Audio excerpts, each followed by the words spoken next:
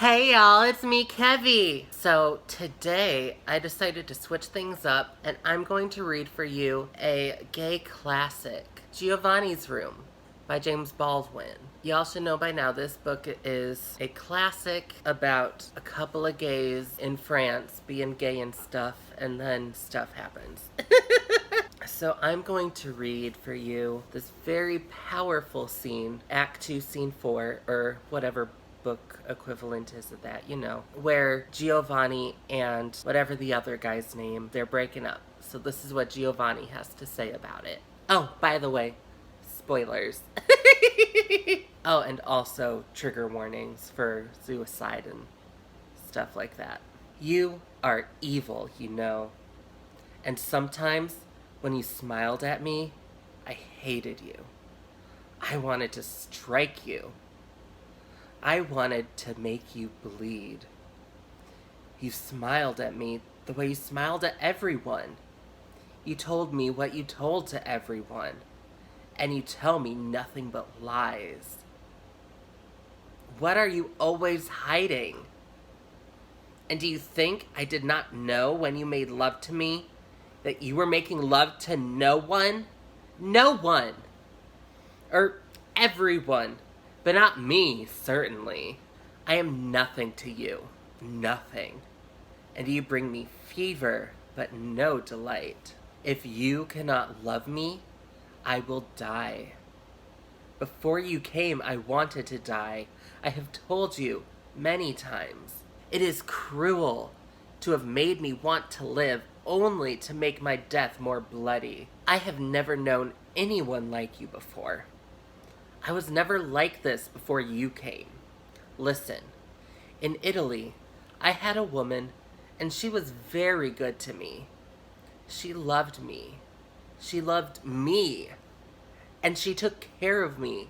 And she was always there when I came home from work, in from the vineyards. And there was never any trouble between us. Never. I was young then, and did not know the things I learned later or the terrible things you have taught me. I thought all women were like that. I thought all men were like me. I thought I was like all other men. I was not unhappy then. I was not lonely, for she was there. And I did not want to die. I wanted to stay forever in our village and work in the vineyards and drink the wine we made and make love to my girl. I have told you about my village. It is very old and in the south. It's on a hill. At night, when we walked by the wall, the world seemed to fall down before us. The whole far-off, dirty world. I did not ever want to see it. Once we made love under that wall. Yes, I wanted to stay there forever and eat much spaghetti and drink wine and make many babies and grow fat. You would not have liked me if I had stayed.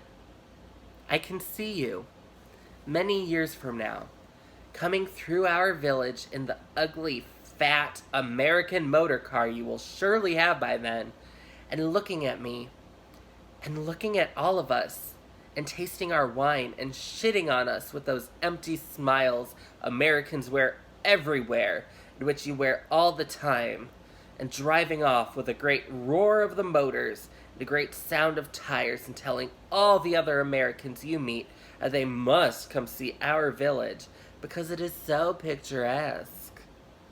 And you will have no idea of the life there, dripping and bursting and beautiful and terrible, as you have no idea of my life now.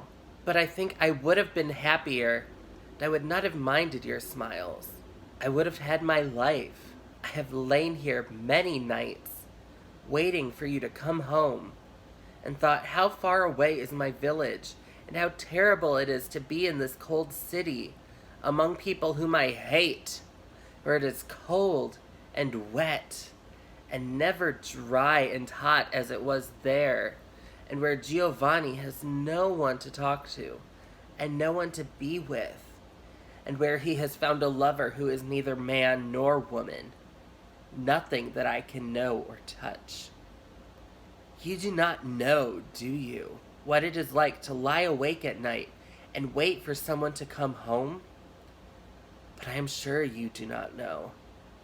You do not know anything. You do not know any of the terrible things. That is why you smile and dance the way you do, and think that the comedy you are playing with the short-haired, moon-faced little girl is love. I left my village one wild, sweet day. I will never forget that day. It was the day of my death. I wish it had been the day of my death. I remember the sun was hot and scratchy on the back of my neck as I walked the road away from my village, and the road went upward. I walked bent over. I remember everything, the brown dust at my feet, the little pebbles which rushed before me, and the short trees along the road, and all the flat houses, and all their colors under the sun. I remember I was weeping, but not as I am weeping now. Much worse, more terrible. Since I'm with you, I could not even cry as I cried then. That was the first time in my life that I wanted to die. I had just buried my baby in the churchyard where my father and my father's fathers were, and I left my girl screaming in my mother's house. Yes, I had made a baby, but it was born dead. It was all gray and twisted when I saw it, and it made no sound, and we spanked it on the buttocks, and we sprinkled it with holy water, and we prayed, but it never made a sound. It was dead. It was a little boy.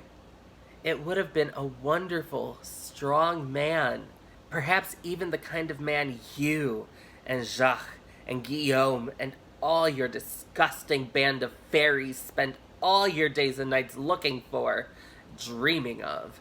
But it was dead. It was my baby, and we had made it, my girl and I. And it was dead. When I knew that it was dead, I took our crucifix off the wall and I spat on it. I threw it on the floor, and my mother and my girl screamed, and I went out. We buried it right away, the next day.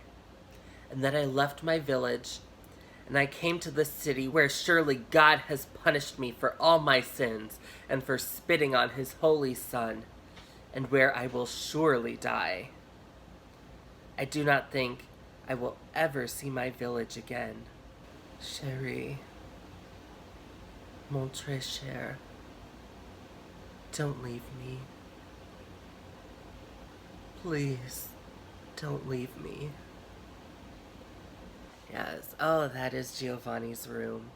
Such a beautiful, beautiful tragic tale. And one that, if you have not read yet, you absolutely must. It's wonderful. Have you read any James Baldwin before? Is there another one you think I need to get to? Or any other books you want me to read from? I don't know, like the dictionary, the phone book. Let me know in the comments below. Thank you all so much for watching. Don't forget to like and subscribe. And if it pleases and sparkles, I'll see you in the next video. Mwah!